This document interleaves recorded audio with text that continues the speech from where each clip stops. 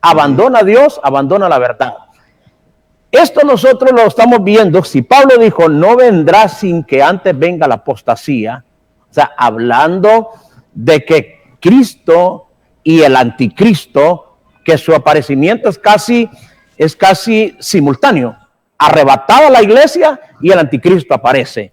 Entonces, esto nosotros lo creemos de que será antes del arrebatamiento. ¿Por qué?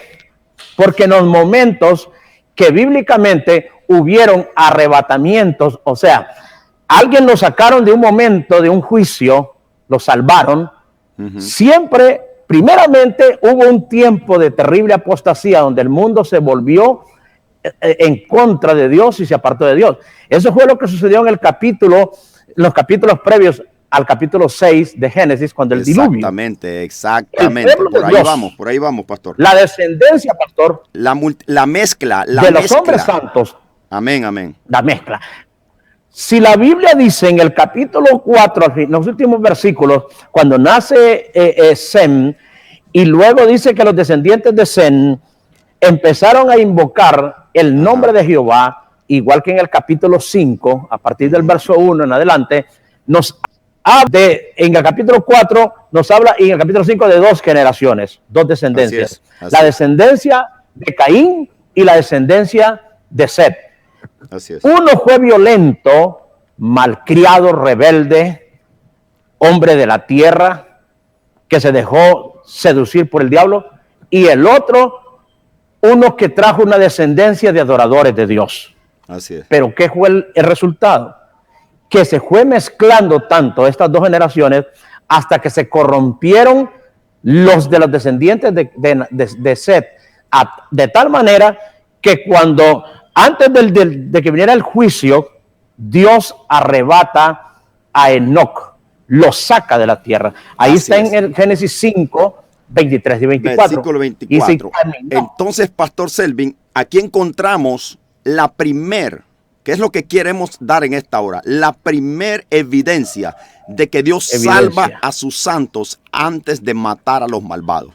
Es cierto, allí es donde vamos. Ese hilo es que queremos agarrar para que me entienda la gente que nos está escuchando. El primer libro de Génesis, que es el primer libro de la Biblia, nos muestra, Pastor Selvin y los hermanos que nos escuchan, que aquí existió la primera apostasía de la raza humana. Mezclarse los santos con los paganos. Amén, Pastor Selvin. Y luego el Señor decide en el capítulo 6 matar a aquella generación. Adelante, siervo. Y de hecho, pastor, que la generación completa de los descendientes de Set se perdió. Fue castigada en el diluvio. Y hay algo que ahí, pastor, en YouTube, yo tengo subidos algunos mensajes que tienen que ver con apostasía antes del diluvio. Y cuando entré a este tema, descubrí cosas que a mí me impresionaron. Una, de que no fue arrebatado antes del diluvio. Es lo que hemos visto siempre y entendido. Pero hay un misterio más allí. Dentro de los descendientes de Set, había un hombre, el hombre más longevo de la Biblia, Matusalén. Vivió 969 años. Y lo tremendo de esto es que Matusalén, al sacar la historia del tiempo en que vino el diluvio, él murió exactamente el año que iba a venir el diluvio, en el año 600 de la vida de Noé. Quiere decir que Dios le permitió estar hasta el momento antes del diluvio, pero no permitió que él fuera muerto con el diluvio. Lo sacó antes. Y también este estudio me llevó a descubrir que el padre de Noé, llamado Lamec, murió de solo 777 años. No alcanzó la edad de Matusalén, pero faltaban 5 años para el diluvio cuando el Señor lo sacó. Quiere decir que Matusalén y Lamec eran hombres de Dios y Dios los sacó para no matarlos con el diluvio. Esto es lo que representa entonces que la iglesia de Cristo, la que camina con el Señor, a igual que Enoc, el Señor la sacará antes de la gran tribulación para que no sufra los juicios y los castigos de este tiempo. Exacto. Pero para lograr llegar hasta ahí, hay que caminar en integridad. Porque cuando Dios escogió a Noé, dice que vio a Noé, solamente a él, lo vio justo y recto. Así es. En la tierra. Y alguien nos podía preguntar, pastor, ¿cómo caminar con Dios? Pues ya nos vino a mostrar el camino hace 2000 años, nos mostró el camino. Ese camino se llama Jesús. Ese camino es Jesucristo. Así es que vemos el primer acontecimiento, Pastor Selvin, la gente que me escucha, que encontramos que antes de matar una generación malvada que Dios ya no soportaba, Dios salvó a sus siervos. A Enoc lo levantó raptado en cuerpo, alma y espíritu, lo levantó, lo arrebató de la tierra, porque dice claramente que Enoc caminó con Dios. Y aquí también dice el capítulo 6, dice versículo 9, que estas son las generaciones de Noé, varón justo, era perfecto en sus generaciones, con Dios caminó Noé. Noé caminó con Dios, por eso Dios lo salvó a través de el arca. El arca, en otras palabras, en ese gran diluvio. Entonces aquí encontramos la primera evidencia, pastor. Hay una gran apostasía. Después de la apostasía viene el juicio. Eso es lo que queremos enfatizar. Después de la apostasía vino el juicio. Después de esta mezcla, pastor, entre santos y malvados, vino el juicio. Amén. Eso es lo que queremos enfatizar a la gente. Después de una apostasía viene el juicio, pero antes del juicio vemos que Dios salva a sus santos. La segunda, pastor, en el mismo libro de Génesis, es la historia de Lot. Antes de que Dios mate estas varias ciudades, de las cuales conocemos dos de ellas, Sodoma y Gomorra, dice los ángeles a Lot, en el capítulo 19 del libro de Génesis, que no podían hacer absolutamente nada antes que él saliera de Sodoma. No podemos hacer nada antes que tú salgas. Oiga, pastor, eso me encanta a mí porque es lo que la iglesia anhela. Dice la Biblia, ya le vamos a comprobar por la palabra, en Primera de Tesalonicenses, el capítulo 1 y luego el capítulo 4, versículo 16 en adelante, donde el Señor habla que nos va a levantar antes, como usted lo leyó, pastor, en el mensaje a la iglesia de Filadelfia, la iglesia que representa a Enoc, la iglesia que representa a Noé, la iglesia que está caminando con Dios. Dice, te salvaré, te libraré de la hora de la prueba que ha de venir sobre los moradores de la tierra. Eso es lo que queremos enfatizar en esta hora, que la iglesia debe estar segura que el Señor nos va a levantar antes y ese tiempo está muy cerca. ¿Por qué digo eso? Porque estamos viviendo tiempo de apostasía. Así como la gente se mezcló después de la generación de Set con los paganos, Dios los mató. Así como la generación en los tiempos de Lot era depravada, que Dios no soportaba la maldad, que fue después del diluvio, Pastor Selvin, Dios los vuelve a enviar juicio a esa generación y la quema con fuego, pero salva a Lot, que en este caso representa un remanente. Dice aquí que no podemos hacer nada. Dice, date prisa. Versículo, capítulo 19 de Génesis, versículo 20. Pastor Selvin dice, date prisa. 22. Escápate ya porque nada puedo hacer hasta que hayas llegado allí. Porque por eso fue llamado aquella ciudad Zoar. Date prisa. Oiga bien, date prisa porque no puedo hacer nada. Pastor, eso es lo mismo que dice la palabra del Señor por boca del apóstol Pedro, que el Señor nos está haciendo espera, como quien dicen, desen prisa, porque no quiero enviar juicio a la tierra antes de que ustedes salgan. Adelante, hermano. Y también dice la palabra de Dios, ahí mismo, cuando se habla de este evento con Lot, dice que, permítanme leerlo por aquí. El sol, dice, verso 23, el sol salía sobre la tierra cuando Lot llegó a Zoar. Quiere decir que llegó en el amanecer, lo que significa que la hora de salida fue de noche. Eso nos representa lo que Cristo nos enseñó, que dice que Él vendrá como ladrón en la noche. que vendrá la hora que nadie lo espera. Hoy nosotros estamos viviendo en términos espirituales la época más oscura, el momento más terrible de oscuridad en cuanto a lo espiritual. Las iglesias están dormidas, los cristianos están muertos. Y en medio de esta noche, de esta oscuridad, de estas terribles tinieblas, donde el diablo se ha apoderado de la mayoría de las congregaciones que algún día enarbolaron la palabra del Señor y fueron luz en la tierra, el diablo las apagó de tal manera que están en una terrible oscuridad. Así es. Dios está diciéndonos que estamos en el momento, en el tiempo preciso. Así es. Hay otra escritura, pastor. Al arrebatamiento, pastor. Hay otra escritura, sí. Capítulo, estoy mostrándole, porque luego voy a hablar lo que Jesús dijo, pastor Selvin. Él le dijo a sus discípulos en Juan capítulo 14, creo que es. Él dijo claramente, yo me voy a preparar lugar. Oiga, voy a preparar lugar. ¿Cómo es posible que malinterpretemos, pastor, el arrebatamiento con la segunda venida? Si Cristo para su segunda venida no le prepara lugar a nadie.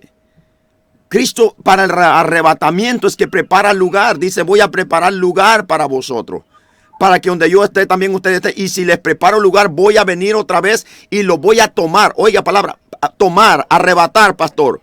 Tomar a mí mismo para que donde yo estoy, también ustedes estén. Allí quiero llegar, pero voy primero en el Antiguo Testamento, porque es importante hacerle entender a nuestros hermanos que el Antiguo Testamento tiene claras evidencias de que el Señor va a levantarnos antes del arrebatamiento. Y alguien dirá, pastor, pero eso no es nuevo. No es nuevo para nosotros, pero para mucha gente sí, porque no entienden la Escritura. Hay unos que dicen no va a haber rapto, se han dejado engañar por los testigos de Jehová que dicen que aquí es el paraíso y un montón de tonterías que la gente se ha inventado. Pero voy a Isaías, pastor Selvin. Yo le leo y usted aplica. Dice, Isaías 26, capítulo 19, dice así. Tus muertos vivirán. Oiga, tus muertos vivirán. Sus cadáveres resucitarán. Oiga, pastor, en el Antiguo Testamento, el profeta Isaías. Y dice, lo mismo que estamos hablando ahorita de despertar. Dice, despertad y cantad, moradores del polvo. Oiga, pastor. Moradores del polvo, porque tu rocío es cual rocío de hortalizas, y la tierra dará sus muertos. Oigan, la tierra dará sus muertos. Pablo dice eso en 1 Tesalonicenses, que los que hayan muerto van a resucitar primero. Oigan, en el Antiguo Testamento se está hablando, y se lo aseguro que Pablo sabía de esto. La tierra dará sus muertos. 20 dice, anda, pueblo mío, entra en tus aposentos. Jesús dijo, voy a preparar lugar para ustedes. Cierra tras tus puertas, escóndete un poquito. Oiga, un poquito el intervalo entre el arrebatamiento y la segunda venida. Un poquito. Escóndete un poquito. Por un momento, en tanto, oigan esto, por favor, esto es maravilloso. En tanto, o por mientras, que es la palabra que entendemos nosotros, en tanto que pasa la indignación. Oiga, por favor, porque aquí que Jehová sale de su lugar. Alguien nos está llamando, pastor. Si usted nos está llamando, llámenos, ya vamos a sacar su llamada al aire.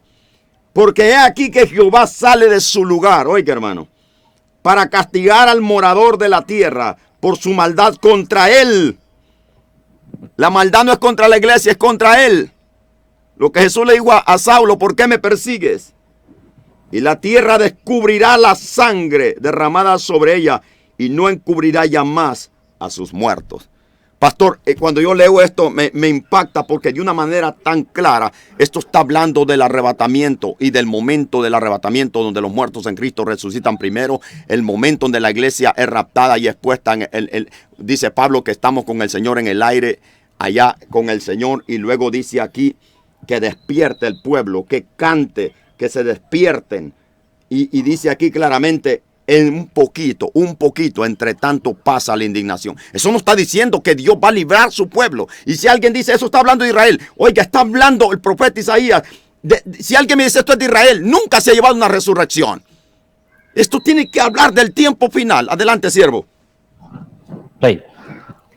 Y es que el asunto de la profecía es ese, el misterio. Así es. Que la profecía tiene dos tiempos. El tiempo presente, cuando la profecía se da, tiene una aplicación al que escucha la profecía, pero también tiene, o sea, si se cumple en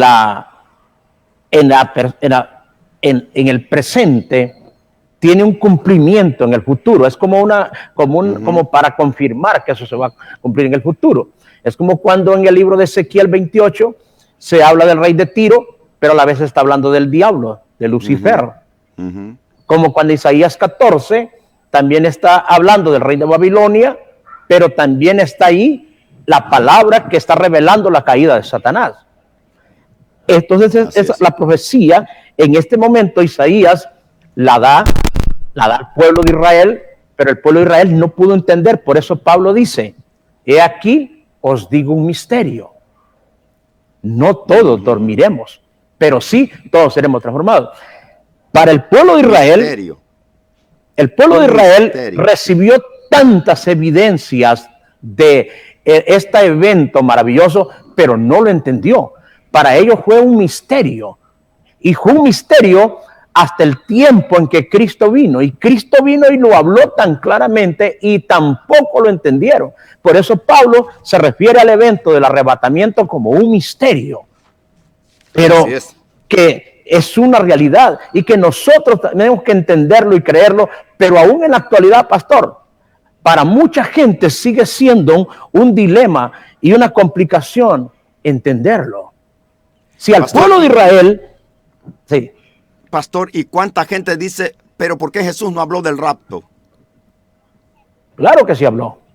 Exactamente, que habló. Y es lo que vamos a leer ahorita. Adelante, siervo. Sí, claro que sí habló en un montón de lugares. Que ya vamos a ver los momentos en que Cristo habló de esto. Las parábolas las usó en muchas ocasiones para hablar de ese momento de arrebatamiento en el cual vendría y tomaría lo que le pertenecía. Pero todavía queremos mantenernos un poquito en el Antiguo Testamento. Así es. Si el Señor le dio esta palabra al profeta Isaías, diciéndole que vendría un momento de oscuridad, de adormecimiento, en el cual el pueblo sería tomado por sorpresa, pero que habría un mensaje de despertamiento. Nosotros sabemos que el pueblo de Israel está todavía en ese adormecimiento. Así es. Pero también creemos en que en estos momentos van a haber eventos que van a lograr que Israel entienda quién es el Mesías y quién es el verdadero Mesías. Pero en el Antiguo Testamento, pastor, tenemos el evento también del profeta Elías. Es una tipología del arrebatamiento. Pero antes del arrebatamiento de Elías, hubo una terrible apostasía. Exactamente. El liderazgo que estaba al frente del pueblo de Israel, mire cómo se corrompe.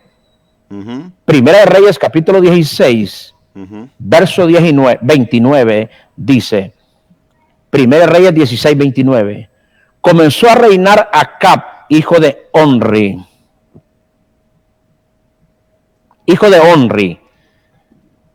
sobre Israel el año 38 de Asa, rey de Judá.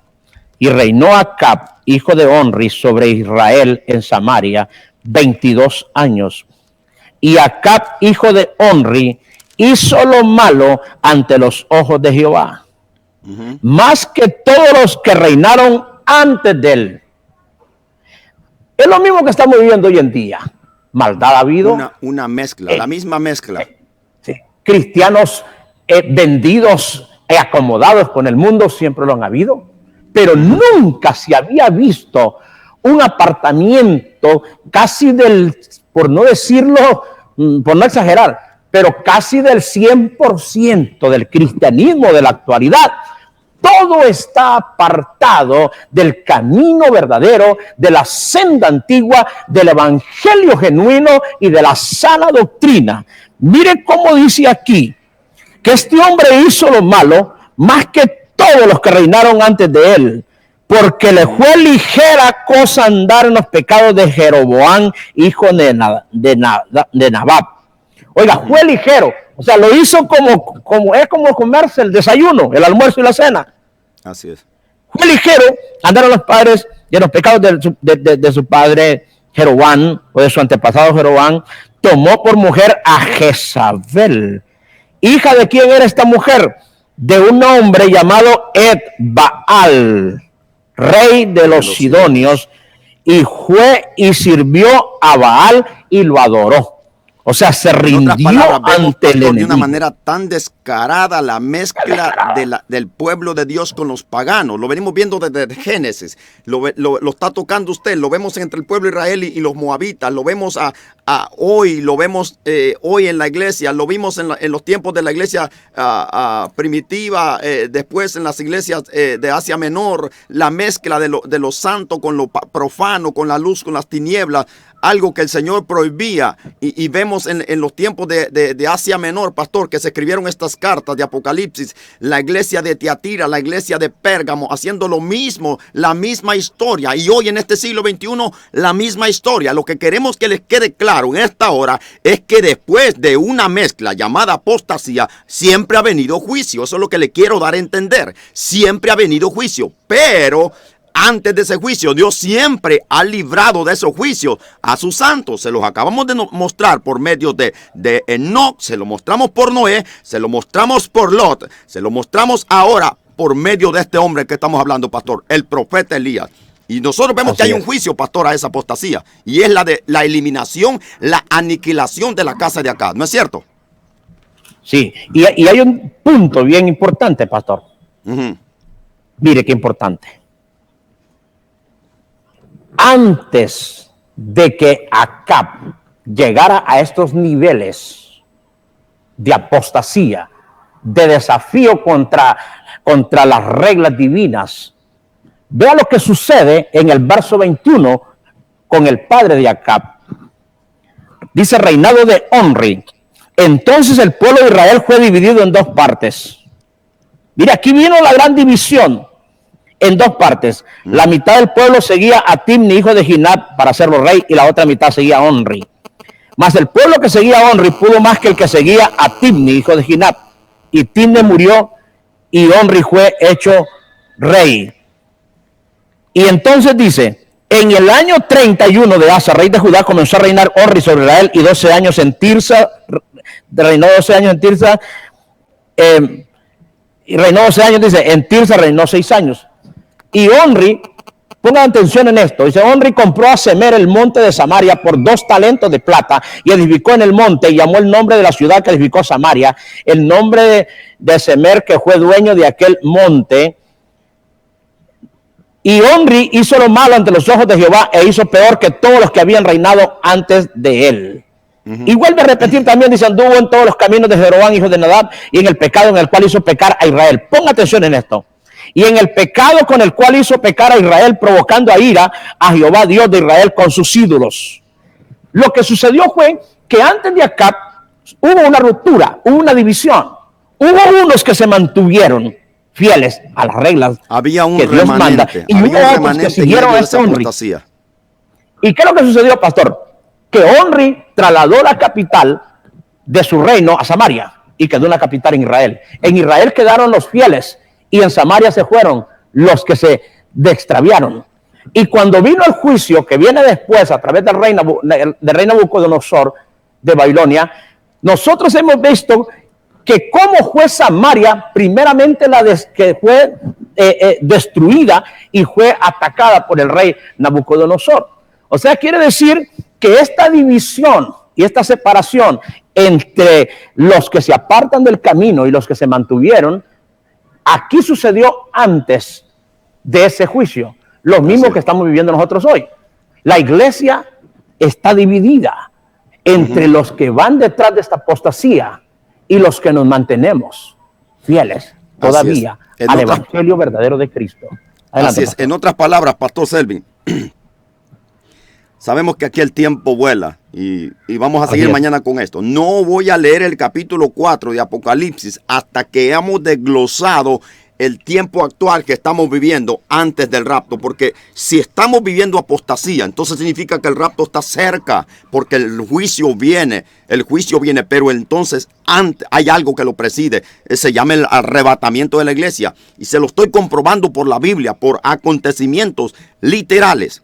Pastor, usted sabe que el profeta Elías confronta al apóstata llamado Acab y todo el pueblo de Israel. Lo confronta, usted sabe que no cambia. Acab no cambia. Y aunque dé lástima lo que vamos a decir, los apóstatas no se van a arrepentir. No se van a arrepentir. Está difícil que se arrepientan. Está comprobado por la palabra que no se arrepintieron. Y si no se arrepintieron significa que no se van a arrepentir hoy. Un apóstata es difícil que se arrepienta.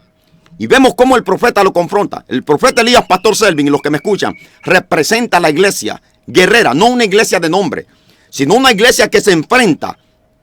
Una iglesia que está dispuesta a que la linchen. Una iglesia que está dispuesta a comprobarle al mundo que el poder de Dios es el mismo. Que Dios, el que predicamos, no es un mito ni una leyenda, ni una historia. Es poder. Él vive.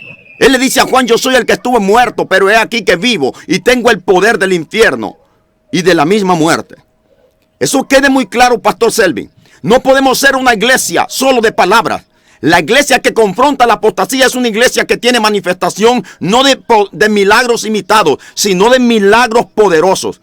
Porque representamos un Dios que no solamente es de palabra, sino de poder. Un Dios de acción, un Dios de milagro, un Dios hacedor de prodigios, maravillas. El profeta Elías representa una iglesia fervorosa. En este caso, pastor, usted sabe que es la iglesia de Filadelfia. En aquel tiempo representaba a este remanente firme, fiel, a este remanente encendido, vivo. El profeta Elías confronta a Acab y Acab no se arrepiente. Pastor, usted sabe que después de eso, en Segunda de Reyes, el Señor levanta al profeta Elías en un torbellino. No importa cómo nos levante en un torbellino, en una nube o en un viento, no importa, lo que importa es que nos va a levantar. Así levantó al profeta Elías. Pero pastor, usted sabe, mire, esto es algo tan profundo, porque Eliseo también representa otra cosa. El Señor no levanta a Elías antes que unja a Eliseo. Y Eliseo tenía que hacer otra labor tremenda. Pero vemos, pastor, que Eliseo sencillamente es ungido para llevar el juicio a cabo. Y usted sabe que Dios había soltado una palabra que iba a exterminar la casa de Acab desde raíz y que no le iba a dejar nada, ni retoño. Entonces vemos que antes de un juicio, que en este caso fue a la casa apóstata, no te puede decir, al encargado de la apostasía, al cabecilla de la apostasía, en este caso Acab y su familia, y su esposa, etcétera, etcétera, y todo el reino. Podemos ver que el Señor levanta a su siervo antes. Sí. Y este rey, primeramente este rey Onri, lleva al pueblo al pecado contra Dios. Dice que arrastró a Israel a este pecado.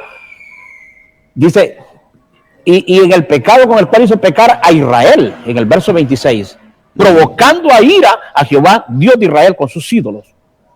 Y luego vino Acab y termina aliándose con esta mujer, con este demonio, con esta mujer llamada Jezabel. Le hizo, dice el verso 32, altar a Baal en el templo de Baal que él edificó en Samaria. O sea, en Onri comenzó y llegó a su capital, a Samaria. Y ahí dijo, aquí vamos a hacer nuestro templo, nuestro sistema, nuestra forma. Es lo mismo que estamos viviendo nosotros en el tiempo actual.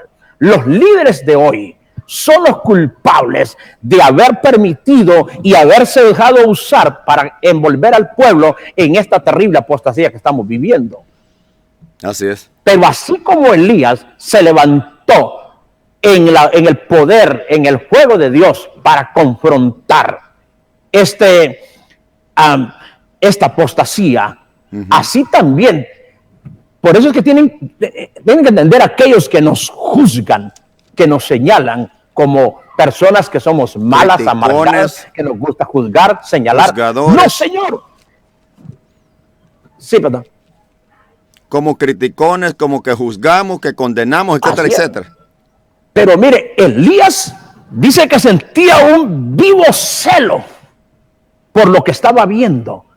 Y llevó y retó al pueblo. Y le dijo al pueblo: ahora ustedes tienen que decidir a quién van a seguir. Si Baal es Dios, seguidle. Y si Jehová es Dios, id en pos de él. Y dice que el pueblo no le respondió palabra. Así está la gente hoy en día.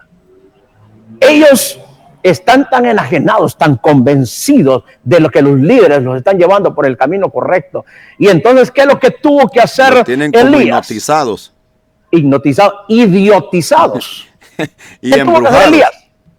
Irse al líder, a Acab, y retar a Acab y decirle: recógeme a todos los que tú tienes ahí comiendo de la mesa de Jezabel y reúnemelos.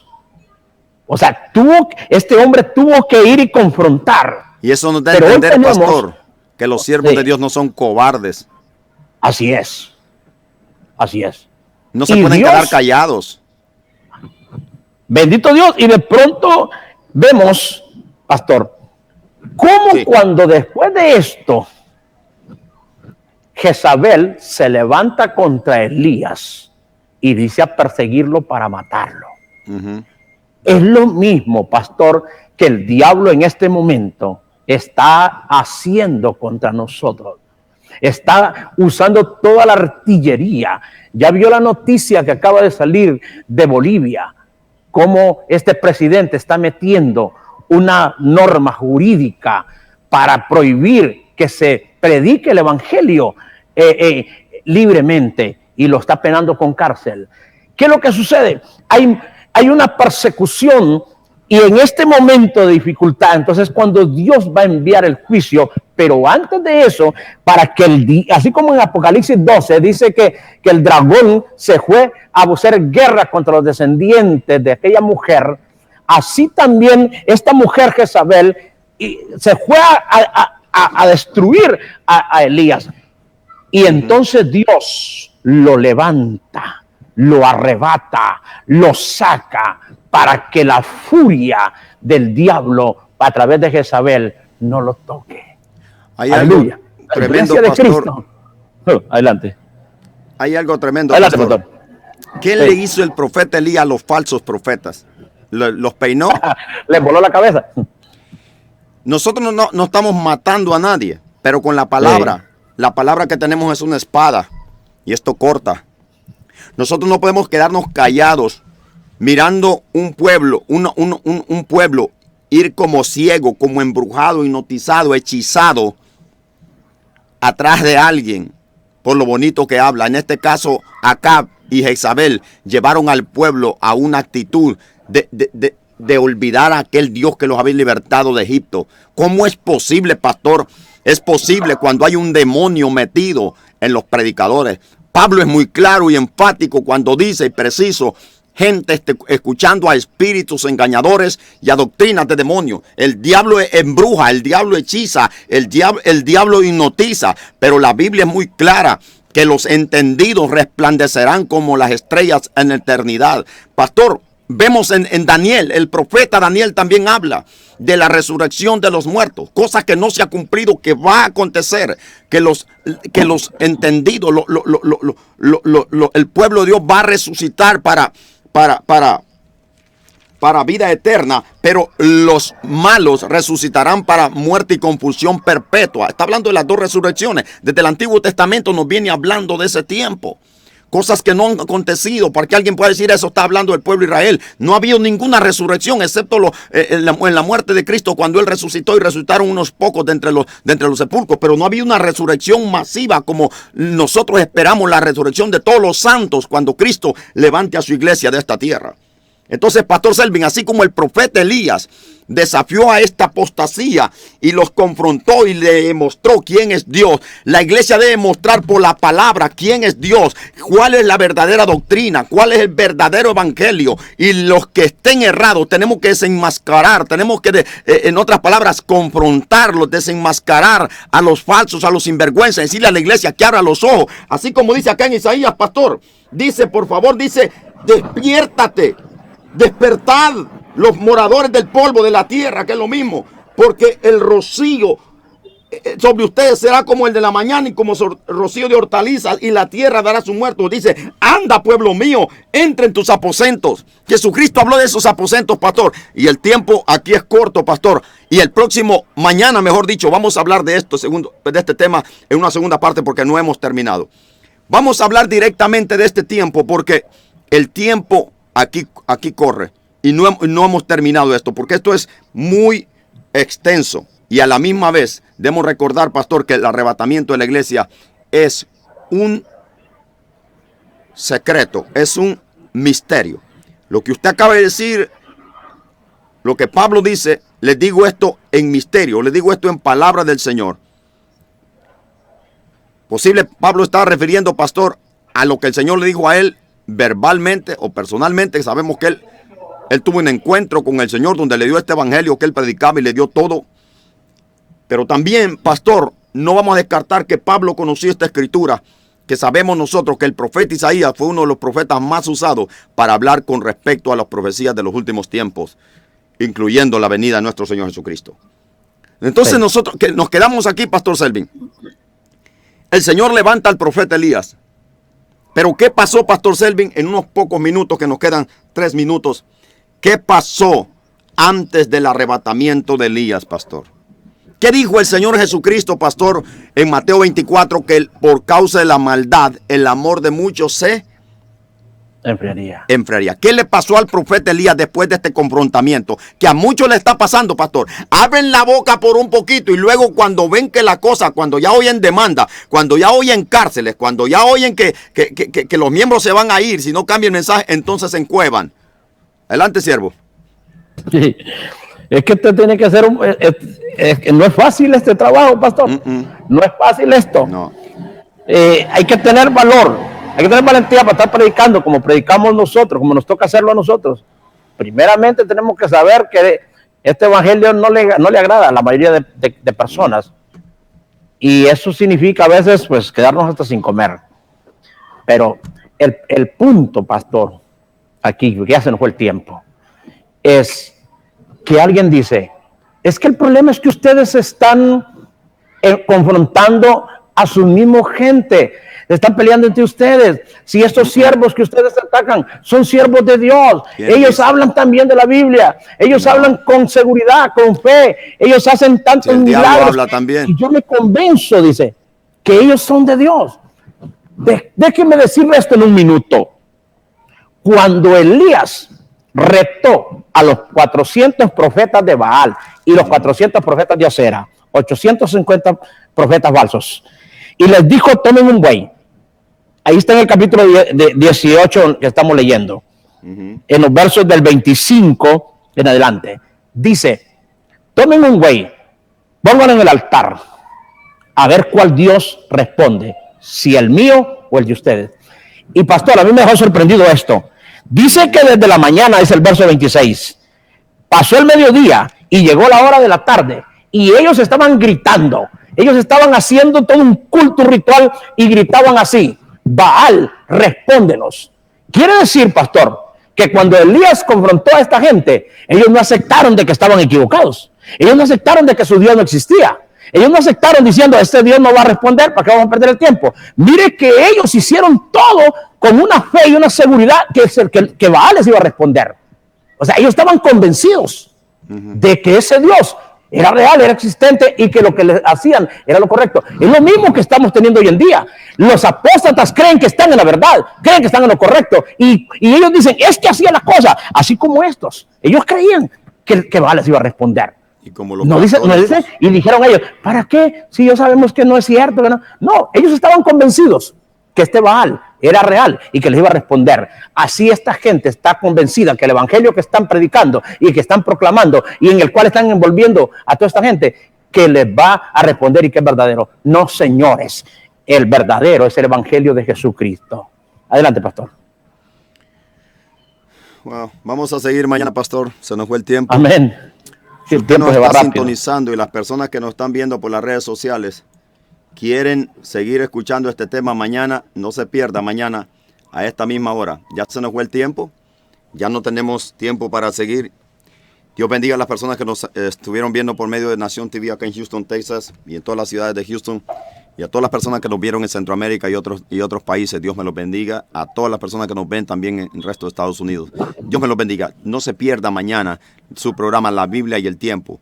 Aquí nos quedamos en la etapa del profeta Elías, que es una representación clara y maravillosa de lo que significa arrebatamiento de la iglesia. Así es que mañana no se pierda. Seguimos con evidencia bíblica de que por qué creo que Cristo viene por su iglesia. ¿Por qué creo que el Señor va a levantar su iglesia antes del juicio horrible que este mundo le espera? Por la palabra lo podemos creer y esa es nuestra fe. Si es que no se pierda mañana este programa, La Biblia y el Tiempo, mañana de 4 a 5 de la tarde. Pastor Selvin, gracias por estar con nosotros acá en este programa. Será hasta mañana, Pastor Selvin, si Dios nos presta vida. Amén. Que el Señor lo bendiga, pastor. Dios me lo bendiga a usted, pastor. Adelante y nos vemos mañana, hermanos, si Dios lo permite, acá. Amén. Recuerden, hermanos, el pastor Selvin está desde Honduras y su servidor acá desde Houston, Texas. Que la gracia del Señor sea con cada uno de ustedes hoy y siempre. Será hasta mañana, si el Señor así lo quiere, pastor, cuando vendremos con un mensaje más de la Biblia y el tiempo. Bendiciones.